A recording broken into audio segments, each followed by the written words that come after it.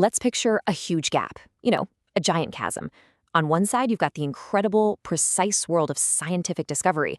And way over on the other side, well, that's the messy, complicated world of human perception. We're here to talk about that gap, and maybe more importantly, how we start building a bridge across it. I mean, seriously, what happens? This question, it really gets to the heart of so many of our biggest challenges today. Because when that connection breaks down, when the message just gets totally lost in translation, the consequences, they aren't just academic, they're real, and they affect every single one of us. So let's talk about the stakes here, because they are incredibly high. This isn't just about, knowing some cool scientific facts. This is about the very foundation of how we make decisions as a society. What's so wild is how familiar this list looks, right? We've all seen these things play out. Vaccine hesitancy, that can drag out a pandemic. Climate change denial can stall policies that are absolutely crucial. And all that misinformation floating around about health and nutrition, that can lead people to make some genuinely harmful choices. This isn't theoretical stuff. It's literally a matter of life and death sometimes. And this right here is the bottom line. It's why this matters so much. A society that can actually engage with science is a society that can thrive. It's what lets us make smarter choices for our health, for our planet, and for our shared future. Okay, so if this connection is so vital, why is it so darn hard to maintain? To figure that out, we kind of have to play doctor and diagnose the problem. So let's look at the 3 biggest barriers that are standing in our way. We can really break this whole problem down into these 3 buckets. First, there's the language of science itself. Second, the way it gets filtered and sometimes distorted by the media. And third, and this is a big one, the fragile nature of public trust. Let's dig into each of these a little more. Think about it. Scientific language is built for one thing: precision. It's designed for experts to communicate exact findings to other experts. But that same precision, with all its jargon and statistics, can feel like a brick wall to everybody else. It just makes science seem distant, cold, and honestly, kind of intimidating. Then you've got the media, which has this incredibly tough job of being the translator. But let's be real. In a world that runs on clicks and 5-second attention spans, nuance is usually the first thing to go. A really complex study gets boiled down to a shocking headline that might completely miss the point, or even worse, get it flat out wrong. And this might just be the toughest barrier of them all. Trust isn't built on facts alone, right? It's built on experience, on shared values, on emotion.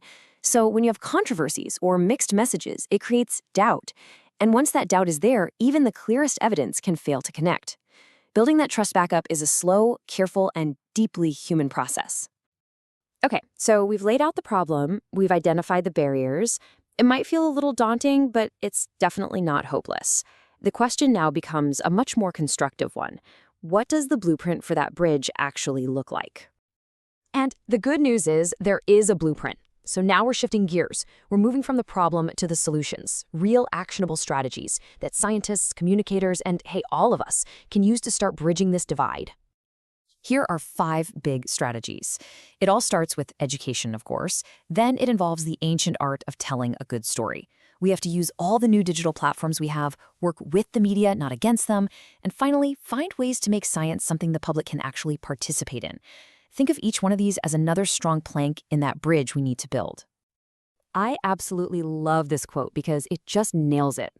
Data and facts, that's the what. But stories give us the why. They're what connect the research to our actual lives, making these abstract ideas feel personal and memorable. A statistic about rising sea levels is one thing. A story about a family losing their home on the coast, that's what hits you. That's what connects. So is this all just theory, or does this blueprint actually work in the real world? Oh, it absolutely does. Let's just look at 2 massive recent global events that put these exact communication strategies to the ultimate test. First, think about the COVID-19 pandemic. The communication that worked best often came from those clear, honest briefings, simple infographics you could actually understand, and a real sense of empathy. Then, think about climate change. The conversation really started gaining traction when it shifted from just abstract data to stories about how it affects our local communities, our farms, our cities, the air we breathe. Look, this work is never really done.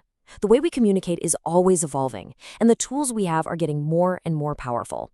So let's take a quick peek at what's on the horizon. The future here is pretty exciting. I mean, imagine using VR to walk through a coral reef as it changes, or using AI to tailor explanations to how you learn best. But tech isn't the whole story. We're also seeing a huge push for more inclusive communication that actually respects cultural differences. And we're seeing this growing recognition that scientists themselves need to be great communicators, backed up by professionals who are experts at being that translator. At the end of the day, this is what it all comes back to. Science doesn't just happen in some isolated lab. It's a deeply human, deeply social endeavor. Its success, its funding, its actual impact on the world, all of it depends on public support. To really work, it has to connect with people. And really, it all boils down to this single idea. Every clear infographic, every simple explanation, every relatable story, it's not just an act of translation. It's an act of building trust between the world of science and the society it's here to serve. So that leaves us with one last thought. This isn't just a job for scientists or journalists. It's something we can all be a part of. So, what is one conversation you can start today, maybe with a friend or a family member, that could help build just one small piece of that bridge?